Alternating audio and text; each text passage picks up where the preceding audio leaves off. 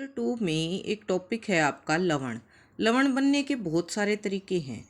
लवण बनने का सबसे मेन जो इम्पोर्टेंट तरीका है वो कि अम्ल और क्षारक की अभिक्रिया से जो पदार्थ बनता है, जो यौगिक बनता है, उसको लवण कहते हैं और उस प्रक्रिया को उदासीनीकरण कहते हैं। इसी तरह से लवण के बनने के और ये 4 तरीके हैं। तो इन 4 तरीकों को हम कर रहे हैं इसके अंदर। नंबर 1, अगर अम्ल और धातु की अभिक्रिया करवाई जाए तो लवण बनेगा और हाइड्रोजन गैस बनेगी। धातु कार्बोनेट और धातु हाइड्रोजन कार्बोनेट की अगर अम्ल के साथ अभिक्रिया करवाएं तो भी लवण बनेगा, लेकिन इसके साथ कार्बन डाइऑक्साइड और पानी बनेगा। तीसरा होता है अम्ल और क्षारक की अभिक्रिया, जिसमें कि लवण और जल बनता है, इसमें कोई गैस नहीं बनती है। जबकि चौथा तरीका जो है उसमें धातु ऑक्साइड की अम्ल के साथ अभिक्रिया करवाते हैं तो हमारा बनता है लवण, और लवण के साथ बनता है जल। तो ये 4 प्रकार हैं जिनसे लवण प्राप्त किया जा सकता है। उसके बाद कुछ 2 इम्पॉर्टेंट पॉइंट हैं आपके कि अम्लीय और क्षारकीय विलयन में से विद्युत धारा गुजारी जा सकती है, लेकिन अगर आपने पानी के अंदर ग्लूकोज या अल्कोहल मिला रखा है तो वो पानी विद्युत का चालन नहीं करेगा। अब इसी में हम अपना एक इम्पॉर्टेंट टॉपिक जो कि आपके 2014 में, 15 में, 16 में, 17 में 4 साल लगातार पूछा गया है, वो है कि विरंजक चूर्ण कैसे बनता है, उसका सूत्र क्या होता है।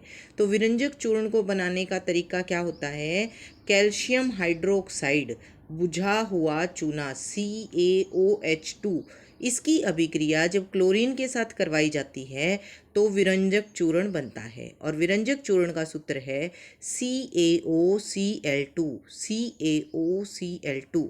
और इसमें अभिक्रिया कैसे लिखी जाएगी, CaOH2 प्लस Cl2 देता है CaOCl2 प्लस H2O। विरंजक चूर्ण के उपयोग, ये भी कई बार पूछ लिया जाता है बट ये कम पूछा गया है। ज़्यादा जो क्वेश्चन आया है वो विरंजक चूर्ण को बनाने से संबंधित आया है। तो ये अभिक्रिया, ये जो लाइन आपकी हाईलाइट की गई है, ये बहुत इंपॉर्टेंट है। फिर भी हम एक बार इसके उपयोग भी ज़रूर करेंगे क्योंकि कुछ भी पूछा जा सकता है क्वेश्चन में। फर्स्ट पॉइंट है, वस्त्र उद्योग में सूती और लिनन के विरंजन के लिए, कागज की फैक्ट्री में लकड़ी के मज्जा और लॉन्ड्री में साफ कपड़ों के विरंजन के लिए, यानी कि जो कागज को या कपड़ों को सफ़ेद किया जाता है उसको सफ़ेद करने के लिए विरंजक चूर्ण का इस्तेमाल किया जाता है। दूसरा है रासायनिक उद्योगों में उपचायक के रूप में, और तीसरा है पीने के पानी के जीवाणुओं से मुक्त करने के लिए। तो पानी को जीवाणुओं से मुक्त करने के लिए जो पानी में दवाई डाली जाती है वो भी क्या होता है, विरंजक चूर्ण या क्लोरीन। और दूसरा पॉइंट क्या हो गया था इसका कि रासायनिक उद्योगों में उपचायक के रूप में। फर्स्ट पॉइंट क्या था, कागज और सूती और लिनन के विरंजन के लिए। जो सबसे इम्पॉर्टेंट इस चैप्टर में है वो है आपकी क्लोर क्षार अभिक्रिया। बहुत ज़्यादा इम्पॉर्टेंट है, इसको बहुत अच्छे से करना है। पहले भी बहुत बार रिवाइज़ करवाई है, फिर भी हम इसको एक बार फिर से रिवाइज़ कर रहे हैं कि सोडियम क्लोराइड के जलीय विलयन से विद्युत गुजारने पर सोडियम हाइड्रोक्साइड और क्लोरीन बनता है। तो जब भी आप सोडियम क्लोराइड यानी नमक के पानी में से बिजली गुजारेंगे तो सोडियम हाइड्रोक्साइड और क्लोरीन बनेगा। इस प्रक्रिया को क्लोर क्षार अभिक्रिया कहते हैं। क्यों कहते हैं क्लोर क्षार अभिक्रिया, क्योंकि क्लोरीन बन रहा है इसके अंदर, और क्षारक NaOH क्षारक है, क्षार बन रहा है, Cl2 क्लोरीन बन रहा है, इसलिए इस प्रक्रिया को क्लोर क्षार प्रक्रिया कहते हैं। क्या करते हैं, इसके अंदर पानी में नमक घोल के उसमें से बिजली गुजारी जाती है। NaCl प्लस H2O देता है NaOH plus Cl2 plus H2। 2 तरह की गैस बनेगी, क्लोरीन और हाइड्रोजन। लेकिन सोडियम हाइड्रोक्साइड जो एक क्षारक है और क्लोरीन जो एक गैस है, उसके कारण इस प्रक्रिया का नाम क्लोर क्षार प्रक्रिया है।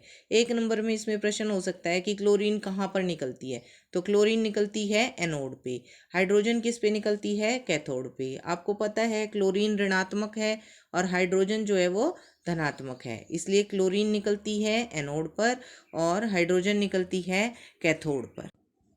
ये आपकी बुक में चित्र है और इस चित्र में बहुत सारी डिटेल दी हुई है कि भाई ये क्लोर क्षार प्रक्रिया कैसे की जाती है। तो इस क्लोर क्षार प्रक्रिया का ये चित्र बहुत इंपॉर्टेंट है, आपने इसको बहुत अच्छे से करना है। इसमें एनोड और कैथोड दिखाया हुआ है। जमा वाले निशान वाला एनोड होता है, घटा वाले निशान वाला कैथोड होता है। इसके अंदर क्लोरीन गैस निकल रही है, हाइड्रोजन गैस निकल रही है। ठीक है। और जो क्लोरीन गैस निकलती है उसका उपयोग जो है वो पानी को साफ़ करने के लिए, स्विमिंग पूल को साफ़ करने के लिए और पीवीसी के लिए, रोगाणुनाशक के लिए, सीएफसी में, कीटनाशक में इनमें प्रयोग किया जाता है। हाइड्रोजन गैस जो इसके अंदर बनती है उसका उपयोग ईंधन, मार्गरीन, खाद के लिए, अमोनिया बनाने के लिए।